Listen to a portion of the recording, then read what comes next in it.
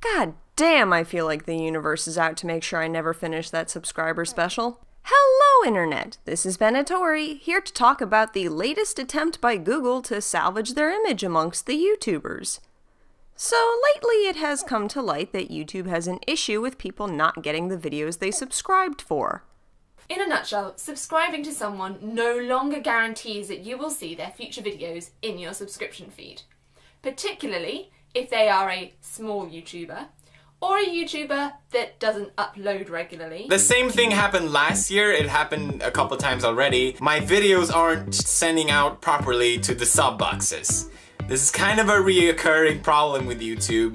You know, we get a lot of comments that are really nice and encouraging, but my favorite comments by far, the ones that get me most motivated to keep creating for YouTube, are by far these ones here.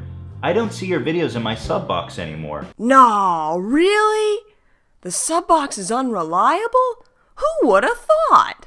So yeah, thanks to PewDiePie pointing out that he was no longer getting notifications for his H3H3 subscription, the buzz of people aren't seeing the videos they subscribed for has come up.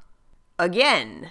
But this time, YouTube actually decided to speak up about it, with a video called Let's Talk About Subscriptions.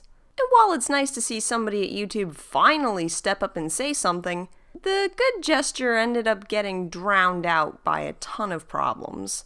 And so, I am going to discuss some of the issues with the video they made. Issue 1. The audio in this video is terrible. Okay, so before I even get into what's wrong with the content of this video, the production value on this video is terrible. If I didn't know better, I would assume the audio was captured on some sort of Skype call. There are weird audio quality dips, there are audio pops everywhere. All they're missing is audio spikes. YouTube doesn't unsubscribe people from channels. Subscribing is a core part of the YouTube experience, and that's really the mission of our whole team, is to make that experience better. They've managed to disobey 2 of the 3 basic audio production no-nos. Hell, I have virtually no training whatsoever with audio engineering, and even I treat my audio better than this. I know this might sound a bit like a nitpick, but it does send a really bad impression to anyone watching this video. You might be able to get away with this in front of a younger, naive, or more casual audience, but most people who have been complaining about this problem for years are either diehard YouTubers who have some experience making videos, or veteran YouTube viewers who have watched enough videos to figure out what production values look like. So this bad audio leaves a really bad impression. It's like showing up to a fancy dinner in just jeans and a t-shirt. It might not change the quality of whatever message you're trying to deliver, but it does set you up for a bad first impression. It also implies that you're not taking the scope of your message seriously. Aside from that, it also implies that the people working for corporate YouTube have little to no experience actually making videos, which can be concerning when these people supposedly relate to our struggle and understand our issues. If you've never had to do the job that we've done, then how the hell would you understand our issues? Issue 2. Why so nervous? The very first line of a video is more important than you would think. It's not the most important part of a video, but it does play an important role. There are several ways to start a video. You can have buzzes to get people pumped up for the video. It's been a year since YouTube rolled out Google Plus comments and they still fucking suck. The world, according to John.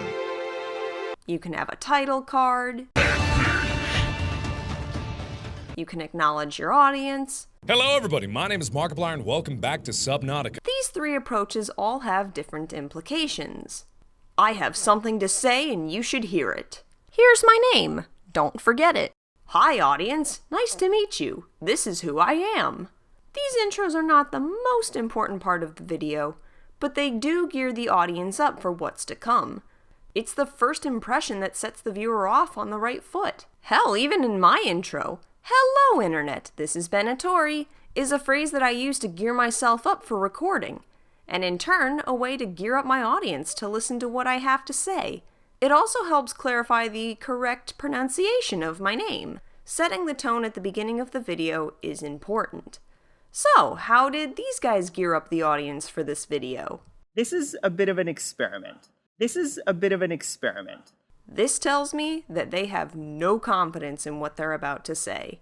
You know how some people with stage fright go on stage and they're like, "Hi guys, I'm so-and-so and I'm shy." Well, what these guys just did is the equivalent of saying, "I'm shy! By the way, my name is so-and-so." How am I supposed to take them seriously when they look and sound nervous as hell? If they were so sure of whatever problem or solution they have to offer, why would they be so nervous about it? Plus, aren't these guys supposed to be high-ranking members of the YouTube development team?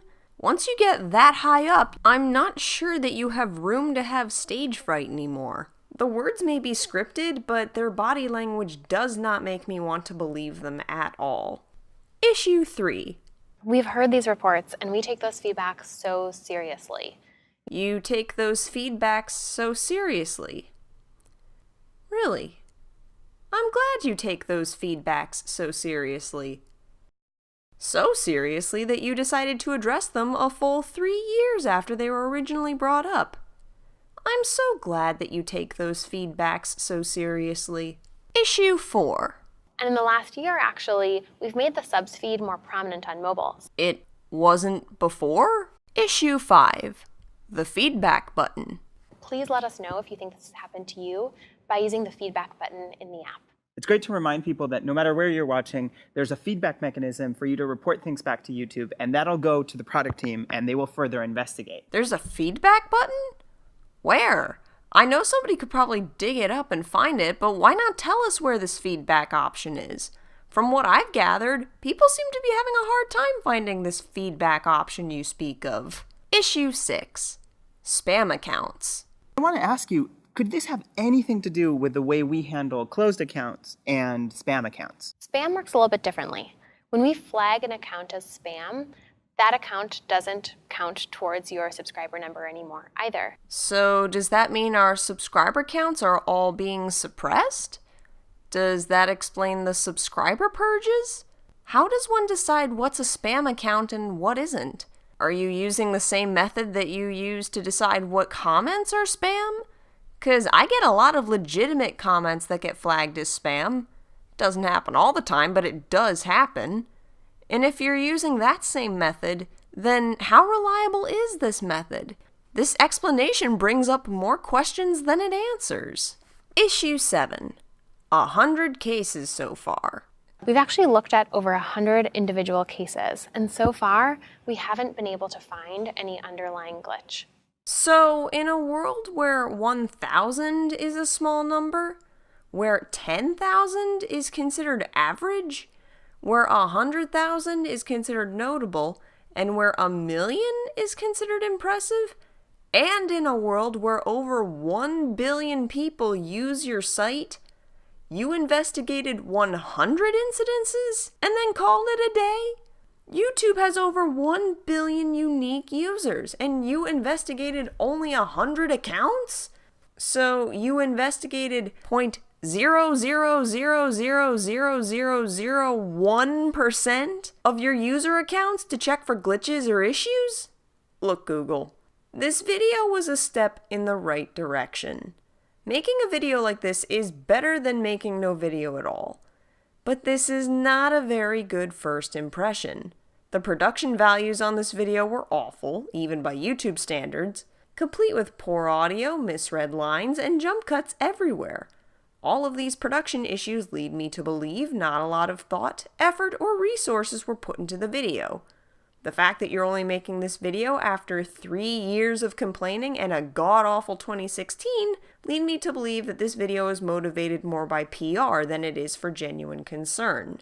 And while the lady does seem knowledgeable about the back end of YouTube, the fact that her team only looked into 100 accounts out of 1 billion leads me to believe that her team is either uninformed about the issue or they didn't care enough to look into it. By the way, she never mentioned how they looked into it. While this might be a step in the right direction, it feels like too little, too late.